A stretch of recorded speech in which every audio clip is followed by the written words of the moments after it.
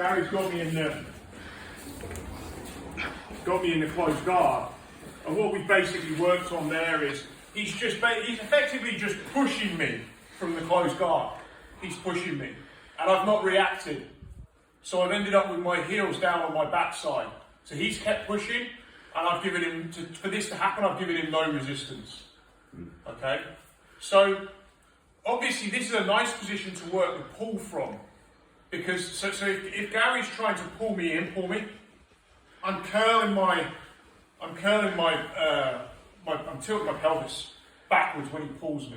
But the reality is, although this is a nice position to work the pull from, if I've got this far, this is a bad position for me, because I've allowed him to just really keep pushing me to the point where my shoulders are starting to come back, and actually what's really happening is my hips are going over my heels.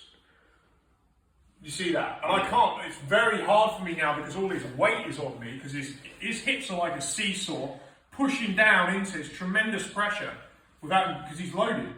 So his hips are high, my hips are low, I'm the bottom of the seesaw, and my hips are beginning to come over my heels. Okay, so we'll start again from there because I don't want to go into everything. That's a bad position for me. You don't want to get it. It's almost like I'm mounted. Yeah. Is the best, and the defence for me is almost like a mounted defence. So what I want to do is, as we're locking up this position, okay, what I really want to start to do is to form my L. Is to form just like we've done in the standing.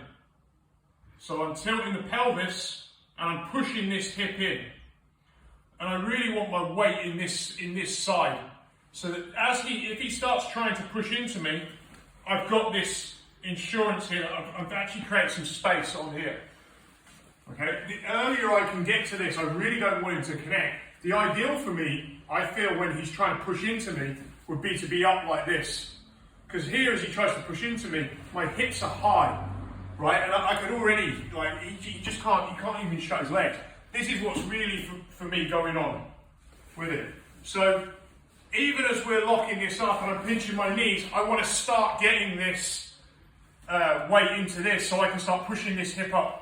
Disrupts it straight away. Yeah, my head, so it really is going to become here, it's going to become here, and it's going to be this idea of the ears and the chin.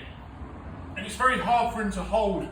Okay, we'll switch over because his legs are short and wide, but it's very, very hard for him to hold there. So I'm looking to just in this drill push, just around this, you can see.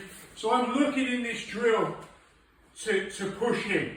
And what I'm looking for Gary to do is to start pushing his hip, this lead hip in. Yeah.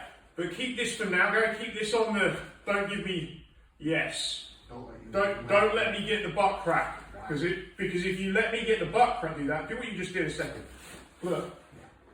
Now look, I'm actually where I wanted to be anyway. Because he's gone off centre to me. So where he wants this knee is just, his knees are pinching initially. And as he feels this, I want him to get the weight into the rear knee. Oh, yeah, and now this can extend. Right. So now I can't push into him anymore. I can switch to try and pull. And when I'm pulling, he's tilting his tailbone back. And then he wants to be thinking about his head not leading his hips. His ears back, his chin tucked. Yes. That's just made it much harder, and you can see the impact. You just get the impact on my feet of just that movement. My feet, even with my long legs, relative to Gary's, struggling to hold. Yeah, so this, we really want this on the outside. The knee wants to be just on the outside of the hip, on one side, and this is opening into the L. Yeah. And he doesn't want to go, the wider Gary goes, I want him to work on this, the wider he goes back with that knee, the more I can steer him that way. So he doesn't want to go too much. We're thinking all the time about our standing foot position. Tailbone curl for the pull, head back, so his ears are behind his shoulders, but his head should be in line, and his chin is tucked. Very, very hard for me to pull him now. If I try and push him, it's actually hard as well because he's got this lead. But always keep this square. Don't allow this leg to begin going into this knee to going into the middle of the butt crack. Because look, it's the same as if we're stood. So we're stood, we form our L, right? And then we're going to imagine in this that I'm beginning to push Gary, and he is effectively, he stepped that leg out to give himself some base. You want a bit wider, no problem with that. But if you bring the leg into the middle, no. You did this, and then what did you do with your knee? You brought the knee into the middle. Yeah. Well, then here is where I'm going to pull him. So this is all the same. This is all the same. Creating that space for yourself. Yes. So let's give that a go. We're pushing in with the lead hip. We're thinking about the warm-up exercise that we did in terms of the head, the ears coming behind the shoulders, but the chin staying tucked.